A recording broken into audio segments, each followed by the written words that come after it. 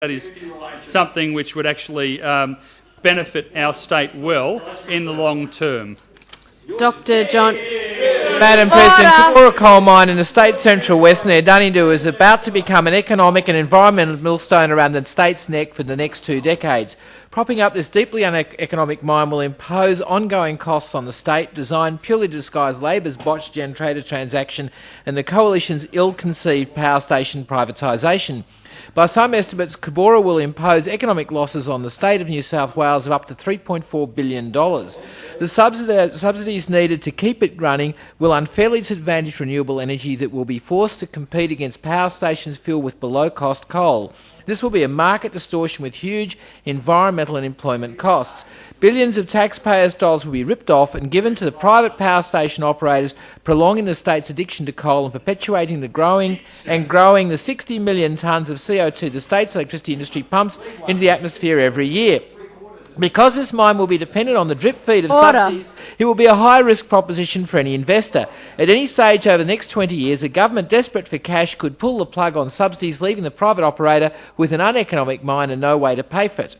No way to make it pay. The sorry saga of Cobbora has its roots in the previous Labor government's loss of focus on running the electricity industry. Preoccupied with the internal fight over the power industry sell-off and the consequent short half-lives of Labor premiers, successive treasurers failed to notice that many of the coal contracts feeding the state's power stations were about to expire. For the decade and a half since the state-owned coal mines were separated from the generators they fed and privatised, the power stations were protected from rising coal costs by contracts that were mostly based on high ash coals or coals where the ash was too tightly bound to the carbon to be easily washed out. Historically, these coals came from a small number of special-purpose mines, or they were the lower quality product that was removed to get to the export-grade coal.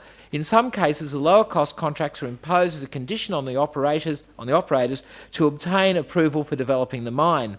This protection is coming to an end as the contracts expire.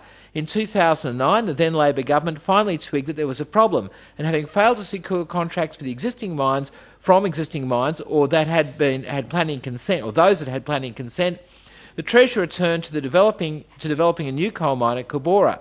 After attempts in 2010 to lure a private operator into Cobbora dismally failed, then Treasurer Roosendale made the brave decision to commit the state to providing 5.5 million tonnes of coal to Origin as a gen trader at Eraring. 2 other contracts for 2 and 2.5 million tonnes per annum were also signed with Delta and Macquarie respectively. It is to be noted that these were still state-owned power stations. This was indeed a brave move, given that the coal mine had not been fully explored, it did not have planning approval, it had not secured a water contract, a business model had not been developed, and the actual quality of coal was poorly understood. The mine has since been downsized and reconfigured with a run-of-mine quantity of 20 million tonnes per annum to produce 12 million tonnes per annum after washing. The coal will be transported by the Sandy Hollow and Hunter rail lines to the Upper Hunter and Central Coast power stations. The extraordinary feature of this mine is it survived the change of government. It was doubly extraordinary given that the now Treasurer Mike Baird said in early 2011 to the New South Wales Upper House inquiry into the gen trader contract, quote, "There are significant risks and costs being imposed on the whole of New South Wales through the Cobbora development." End quote. The most substantial of these were, quote, ongoing losses in the project. The market estimate that the losses incurred from selling the coal at less than what it cost to mine the coal will be more than $1 billion. According to a Merrill Lynch report, the operating cost will equate to around about $50 a tonne.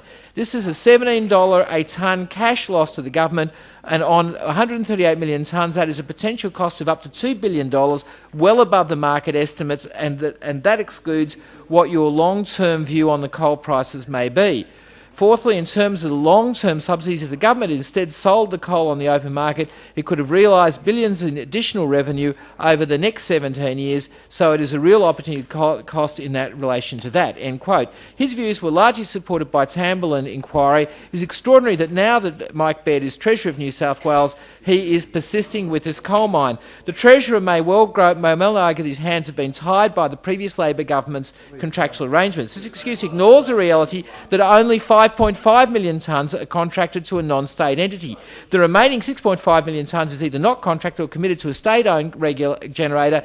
In the latter case, a simple instruction from the Portfolio Minister under Section 21N of the State-Owned Corporations Act could cancel a contract. The reality is the only reason to continue with the project rather than negotiating a new contract with Origin is that the Treasurer wants to fatten up the other power stations of sale by providing them with subsidised coal. In effect, the sale will be a nice little earner for hit of cash. Order, the member's time has paying for expired. decades to come. The Honourable Trevor Khan. Deputy President, I rise to speak